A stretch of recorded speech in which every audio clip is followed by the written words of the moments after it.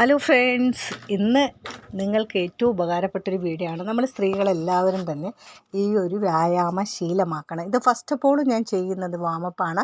ഇത് തീർച്ചയായിട്ടും നിങ്ങളുടെ കഴുത്തിൻ്റെ വേദനയും അതുപോലെ തന്നെ ഒരുപാട് നേരം കമ്പ്യൂട്ടറിൻ്റെ മുന്നിലൊക്കെ ഇരുന്ന് ജോലി ചെയ്യുന്നവരും ഒരുപാട് നേരം ഫോൺ നോക്കിയിരിക്കുന്നവരും അല്ലെങ്കിൽ ടി വി കണ്ടുകൊണ്ടിരിക്കുന്നവർക്കൊക്കെ ഒന്ന് ചെയ്താൽ, ഇത് ചെയ്യുകയാണെങ്കിൽ നമ്മുടെ കഴുത്തിൻ്റെ വേദനയൊക്കെ മാറി നല്ല പേശികൾക്കൊക്കെ നല്ല ബലമുണ്ട്. ഈ ഒരു വ്യായാമം എന്ന് പറയുന്നത് നമ്മുടെ പുറകുവശത്ത് എപ്പോഴും ചുരിദാറൊക്കെ ഇട്ട് കഴിയുമ്പോൾ കണ്ടില്ലേ, നമ്മുടെ ആ ഒരു ഇവിടെ ബാക്ക് വശത്തായിട്ട് ഇങ്ങനെ ബഡ്ജായിട്ട് ചാടിക്കിടക്കും. അതെല്ലാം മാറിക്കിട്ടാനും അതുപോലെ നമ്മുടെ ശ്വാസം ഇടുപ്പ് അത് വളരെ സ്മൂത്താക്കി കൊണ്ടുപോകാനും ഈ ഒരു വ്യായാമം നല്ലതാണ്. ഇത് ഫുൾ ബോഡി വ്യായാമം. ഈ ഒരു വ്യായാമം ചെയ്യുന്നതോടെ ശരിക്കും നമ്മൾ ഊർജ്ജത്തെ വലിച്ചെടുക്കണം. നല്ല ഓക്സിജനെ നമ്മൾ സ്വീകരിച്ചുകൊണ്ട് നമ്മുടെ നെഗറ്റീവ്സ് ഒക്കെ പുറത്ത് തള്ളുന്നൊരു വ്യായാമമാണ്.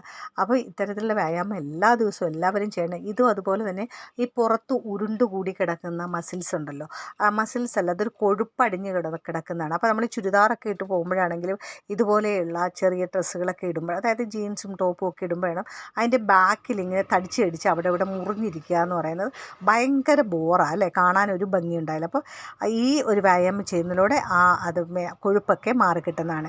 വീണ്ടും ഞാനിത് കാണിക്കുന്നത്, ഇത് നിങ്ങളെ ഒരു 10-20 പ്രാവശ്യം നിങ്ങൾക്ക് എടുക്കാവുന്ന അത്രയുമേ എടുക്കാവുള്ളൂ കേട്ടോ. അതിൽ കൂടുതൽ നിങ്ങൾ സ്ട്രെയിൻ ചെയ്തെടുക്കാൻ പാടില്ല.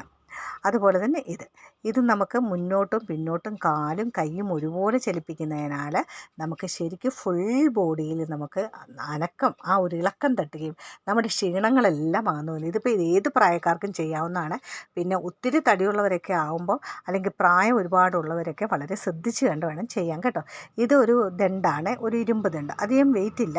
അപ്പോൾ അധികം വെയിറ്റ് ഇല്ലാതെ നമുക്ക് ഇങ്ങനെ ചെയ്യാൻ തട്ടി കയ്യിലേക്ക് ഇടാൻ പറ്റിയ രീതിയിലുള്ളൊരു കൂടുതൽ പോയ ഒരു 1/2 കിലോ വെയിറ്റ് കാണുമായിരിക്കും, അത്രയേ ഉള്ളൂ.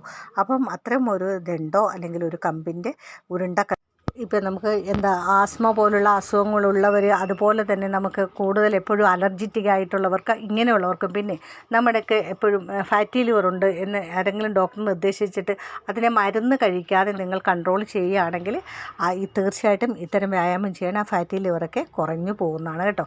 അപ്പം ഞാൻ പറയുന്നത്, ഇതെപ്പോഴും നിങ്ങൾ വളരെ ശ്രദ്ധിച്ച് വേണം അങ്ങോട്ടും ഇങ്ങോട്ടും ഇടാനായിട്ട്. കാരണം ഇത് കയ്യിൽ താഴെ പോയി കഴിഞ്ഞാൽ കാലിലൊക്കെ വീഴാതെ സൂക്ഷിക്കുക. വളരെ വേഗം ഈ വീഡിയോ ഒന്ന് ഷെയർ ചെയ്തോളൂ.